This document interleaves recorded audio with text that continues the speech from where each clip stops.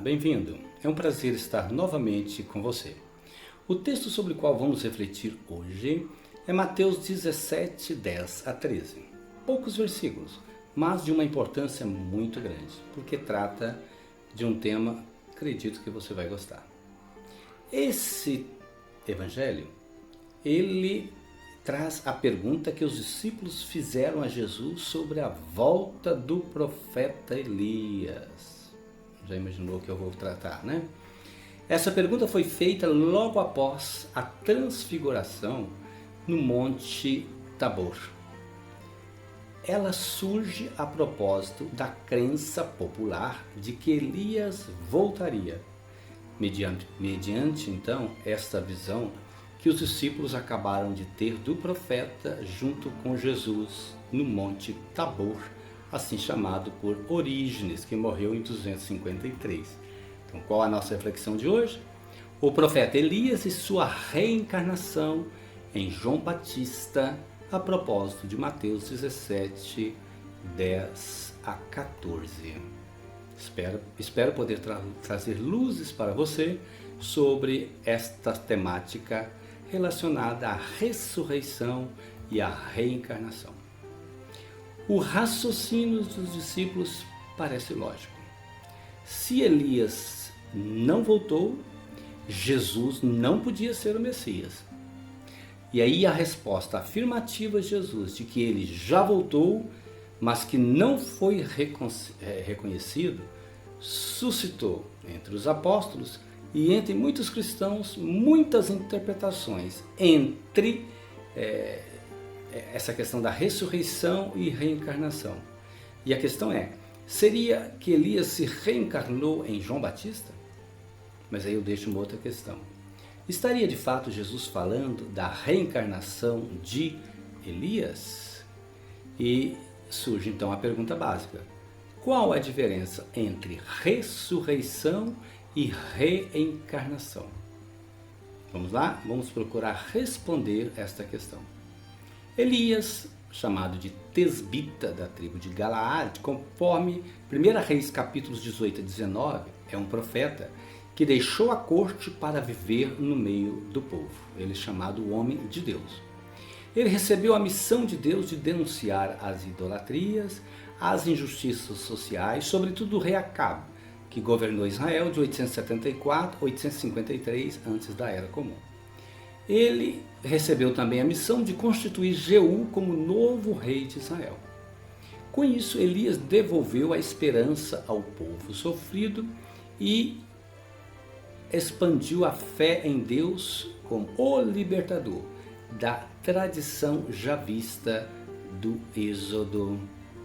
Na tradição judaica, é firme a fé de que o profeta Elias precederá a vinda do Messias, conforme o livro de Malaquias. Por isso, os judeus, ainda hoje, na noite do jantar de Páscoa, Seder de Pêssar, deixam uma cadeira vazia, reservada para Elias. No final da celebração, as portas da casa são abertas e o pai convoca Elias para entrar. Ele diz, Eliahu Baruch Rabá. Isto é, chama Elias para entrar na casa e anunciar a vinda do Messias. Em Malaquias, então 3, 23 a 24, se lê o seguinte, você pode acompanhar na sua Bíblia. Eis que vos enviarei Elias, o profeta, antes que chegue o dia do Senhor, grande e terrível.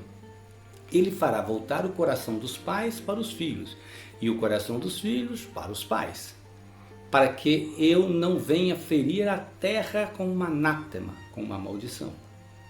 Nesse sentido, não sou estranha a dúvida entre o povo de que Jesus seria o Elias, que tinha voltado, conforme Marcos 8, 28. O mesmo aconteceu com os apóstolos, esses prediletos que o acompanhavam no Tabor. Jesus lhes garante que Elias já voltou, mas que não foi reconhecido. Seria então João Batista a encarnação de Elias? Seria? Qual o significado desta afirmação? Elias já voltou. E lança ainda uma outra pergunta. O que é a doutrina da reencarnação? Comecemos pela última pergunta sobre a reencarnação. Essa questão é muito complicada e muito controversa, mas não podemos fugir dela. Religiões antigas, como o hinduísmo, o budismo, o jainismo e correntes tardias do judaísmo, aceitam a ideia da reencarnação. Isto é, a de que a essência não física de uma pessoa, a alma, inicia uma nova vida em um novo corpo após a sua morte. Essa é a definição de reencarnação. No budismo, o seu fundador, Siddhartha Gautama, ou Buda, como é conhecido, que era rico, saiu de um palácio, encontrou os pobres, aí entrou num outro caminho de vida, ele se opôs aos vários ciclos reencarnatórios do hinduísmo. Nas religiões de matriz africana, o contato com os antepassados que já faleceram é de fundamental importância, pois eles podem ajudar os vivos. Ainda que haja controvérsia entre os estudiosos, podemos afirmar que o cristianismo primitivo conviveu nos seus primeiros séculos com a ideia de reencarnação. Por exemplo, no Império Romano do século III, havia adeptos da reencarnação entre os não cristãos. Os gnósticos, que acreditavam que a salvação viria pelo conhecimento, por exemplo, eles admitiam a reencarnação. E havia muitos gnósticos, cristãos e judeus. Já o islamismo seguiu o cristianismo e rejeitou a reencarnação. Os adeptos da ressurreição sustentam a opinião de que alguns santos padres e bispos foram favoráveis à reencarnação e que esse conceito teria sido rejeitado na Igreja no segundo concílio de Constantinopla, em 553, ao negar a preexistência da alma e sua volta. Na verdade, o concílio de Constantinopla hoje, Istambul, não fala de reencarnação propriamente. A teologia sustenta que as opiniões defendidas pelos reencarnacionistas não têm fundamento nem comprovação histórica nos documentos conciliares da Igreja, e muito menos na Bíblia. Ainda que nela, na Bíblia, alguns textos possam ser usados para justificar a reencarnação, quando esses textos são lidos de maneira fundamentalista, isto é, sem contexto e ao pé da letra.